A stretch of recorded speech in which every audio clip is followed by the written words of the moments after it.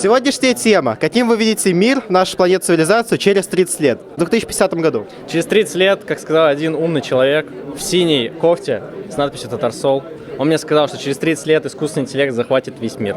Захватит, конечно же, в положительном ключе, потому что он человек положительный, и он думает только положительно. Естественно, искусственный интеллект не захватит нас не в смысле будет нас порабощать, а в смысле он будет нам помогать, и мы будем делать меньше сложной работы и больше уделять время творчеству и географии. Вообще у меня в голове два варианта. Либо все очень плохо, либо все очень хорошо. Вообще хотелось бы видеть хороший вариант, там, где все страны живут супер дружно, все границы открыты, все очень счастливы. Вот. То есть желаем, чтобы везде был мир во всем мире. Да. Вообще, по закономерности, много людей ожидают чего-то большего, чем на самом деле происходит. То есть, условно говоря, 100 лет назад думали, что будут летающие машины, а сейчас мы максимум придумали спиннеры и антистресс. Но это ничего не значит. Как раз таки вот недавно, допустим, огромный скачок произошел в сфере нейросетей, в сфере искусственного интеллекта. Ну и исходя из этого можно понять то, что у нас еще есть куда стремиться. У нас еще есть энтузиасты, которые будут развивать все, что можно вообще, в том числе и образование, сфера как образование, наука и все остальное. Ну, просто главное, чтобы мы оставались людьми, главное, чтобы в погоне за этой эволюцией не прийти к тому, о чем писали такие люди, как Джордж Оруэлл и такие авторы антиутопии, так скажем, потому что это очень легко потерять, наш человеческий фактор. Главное оставаться людьми, помнить об этом и на первом месте держать гуманность и держаться вместе. Человек — это социальное существо, оно по отдельности никак не выживет. Вот. Главное стремиться к лучшему, главное помогать, не забывать друг о друге, только так мы станем лучше. Конечно же, мир будет зависеть только от нас, потому что мы — это будущее, наше поколение и те, кто младше нас, и поэтому то, как мы будем жить, все наши поступки, вот от этого все будет складываться, то есть все строится из мелочей, и каждая мелочь, она собирается в одну большую деталь, и из деталей всех строится каждое событие, а из событий строится будущее. Поэтому все зависит от нас. Каким будем мы, таким будет мир. Главное двигать мир к светлому будущему, и тогда мы в него придем. Согласен. Я как стоматолог, я очень жду, что сделают классные композиты, которые не будут выпадать через 10 лет, их не придется менять, то есть будут композиты, пломбы, то есть, которые будут держаться всю жизнь у человека. Вот, они должны быть очень эстетичными. Я надеюсь, что через 30 лет люди додумаются до этого. В будущем у всех будет идеальная улыбка благодаря таким прекрасным стоматологам. Да. Каким вы видите мир, нашу планету, цивилизацию через 30 лет? Первое, я хочу заострить на это внимание. Мы единственная организация, которая занимается тюркскими народами. И через 30 лет будет интеграция. Будет много предприятий, семей с тюркскими народами. Но вы спрашиваете конкретно про мир. Вот есть определенная скорость, да? Там, например, 10 тысяч в час. Мы же не можем этот предел перейти. Сверхзвуковые самолеты, техники. У нас особого в этом направлении не будет прогресса. У нас будет прогресс, будут лучше дороги, будут более благоустроенные города. Или вы конкретно человеческие отношения, границы, что вот интересного? Ну, именно какие новые технологии могут появиться? Технологии, они все они вместе сведутся к тому, о экономии энергоносителей. Это первое. И через 30 лет мы наконец-то с вами задумаемся о парах, о тепло, которое выпускаем в планету. Вот это серьезный показатель. Вот этим мы будем заниматься. А в мире через 30 лет у нас будет обязательно много штабов в каждом городе, на каждой стране, на каждой планете будет штаб. То есть будет сохраняться этническая идентичность и культурная идентичность людей в дальнейшем. Вот, положа руку на сердце, это вы задаете сейчас очень сложный вопрос. Идентичность сохранить с каждым годом все сложнее и сложнее. Но есть энтузиасты, например, если конкретно татарский язык, это будет элитный язык. Им будут разговаривать элита общества, татары, и разговаривать на татарском языке это будет гордо очень. Татар будет, я думаю, что в общем меньше, но они будут качественнее. У них сознание татарское будет. Вот я на это очень надеюсь. Я думаю, что мы все будем кататься на моноколесах, и когда у нас будет большая дистанция, мы не сможем проехать ее на моноколесе, мы будем заказывать себе аэротакси в приложении, там Uber у нас будет, или что там, Tatar Drive, надеюсь. Вот, и мы будем просто садиться в ближайший беспилотник и лететь там на другую станцию. Я думаю, что через 30 лет у нас будет другая мода. Другие технологии даже об этом говорить не стоит. Очень опасно станет мир технологий. У нас будут дипфейки, искусственный интеллект. Всех будут друг друга пытаться обмануть.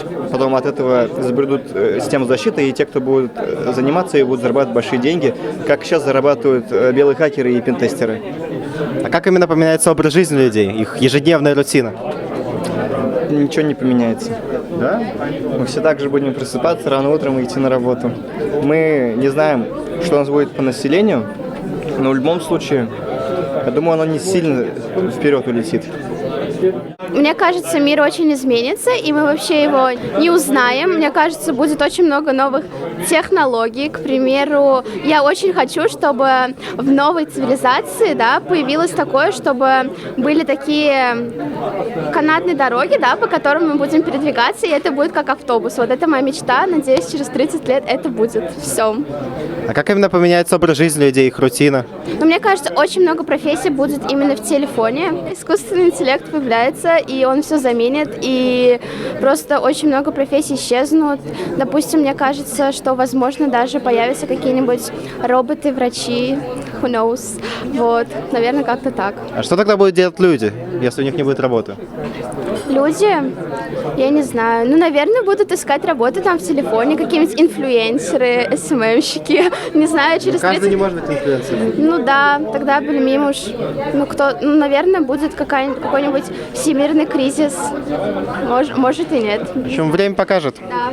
Ну, слушай, мне хотелось бы, на самом деле, видеть уже, наверное, летающие машины.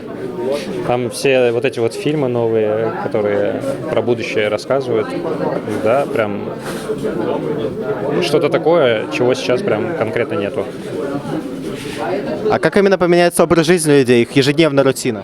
Как бы сейчас это не звучало, наверное, грубо, но мне кажется, потихоньку люди будут лениться заниматься своими делами, и их будут заменять роботы. Вот все почему-то направлено в эту сторону. То есть люди будут больше времени уделять себе и тому, что им на самом деле нравится, а не просто, чтобы зарабатывать деньги. Да, ну сейчас как человек живет? У него жизнь — это зарабатывать деньги, чтобы обеспечить себя, чтобы прожить просто жизнь. У нас все будет максимально все в компьютере, конечно же, все машины, наверное, нас уже будут во всем заменять. Это, с одной стороны, грустно, с другой стороны, будет намного легче все сделать, автоматизацию всего произойдет, этих процессов.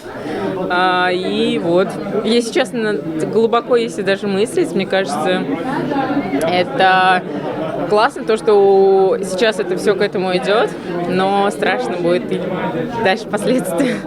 Чем тогда будут заниматься люди, если у них не будет никакой работы, профессии? Вот это самое страшное. И для меня тоже в плане того, что если у нас сейчас все будут заменять роботы, то это, конечно же, рабочая сила будет меньше затребована, да, и все поедем в деревне, будем сажать картошку, ларга. И мне кажется, это единственный такой выход, сделать акцент на сельскохозяйственном направлении. Вопрос, конечно, такой дискуссионный, сложный. Сами понимаете, то, что прогнозы на пару лет сейчас сложно делать. Я думаю, то, что если рассматриваем самые основные три позиции, как либерализм, традиционность и больше исламский мир, то я думаю, то, что через два поколения у нас вот в Европе, в России тоже частично, ну, в основном в мусульманском мире будет расти довольно-таки численность населения.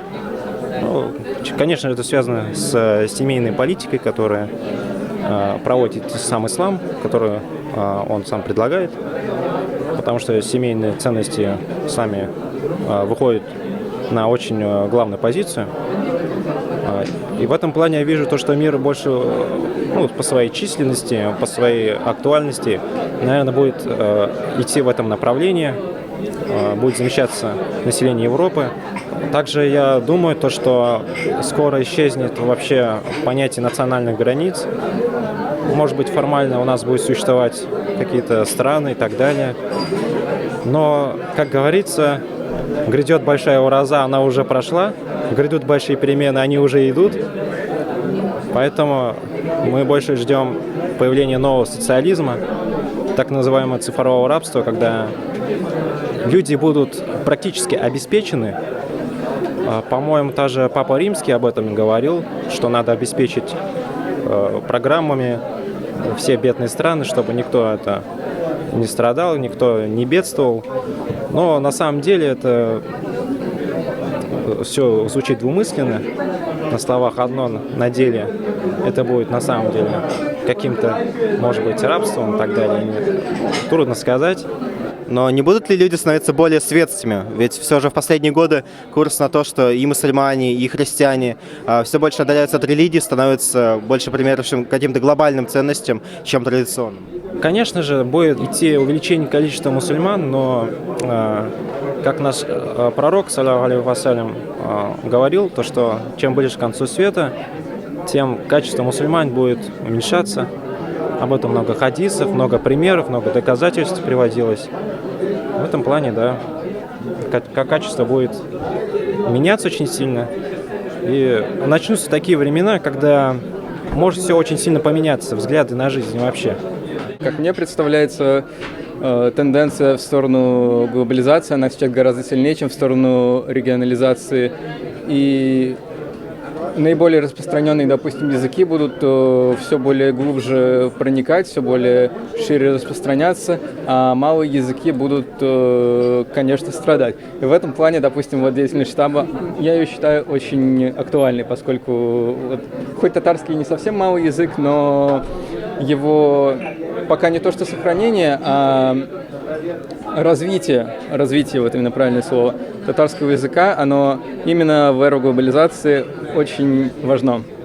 Второе, все-таки более экономически свободным в том плане, что по всему миру будет развиваться тенденция к развитию частного капитала, в отличие от настоящего времени, когда и в России, и во многих зарубежных странах значительные капиталы, предприятия сосредоточены в государственных, то есть в общественных руках. И вот эту тенденцию я уже менее нейтрально к ней отношусь, я ее в большей степени поддерживаю, и я считаю, что так и должно быть. И хочется верить, что мир будет более красивым. Для меня это особенно важно, что будут найдены какие-то интересные архитектурные решения, архитектурные парадигмы, градостроительные новые проекты крупные будут развиваться по всему миру, и хотелось бы, чтобы это происходило в сотрудничестве множества стран, а не каждой страной внутри только себя. И, наконец, хотелось бы, несмотря на глобализацию, видеть мир разнообразным. Так как я учусь в РУДН, я надеюсь, что мир будет ближе к космополитизму, и я надеюсь, что через 30 лет будет мир.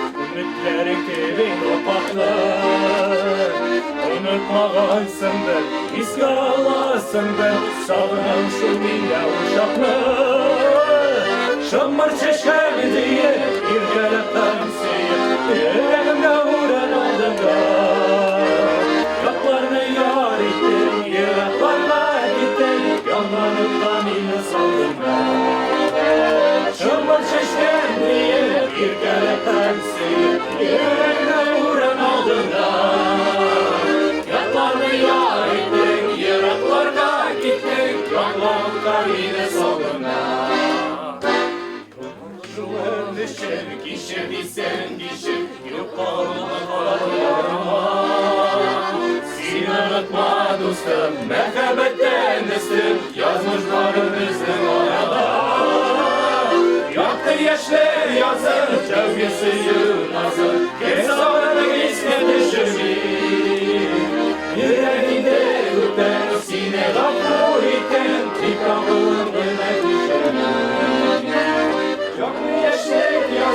dövmesi nazır efsanede iskatışır mi?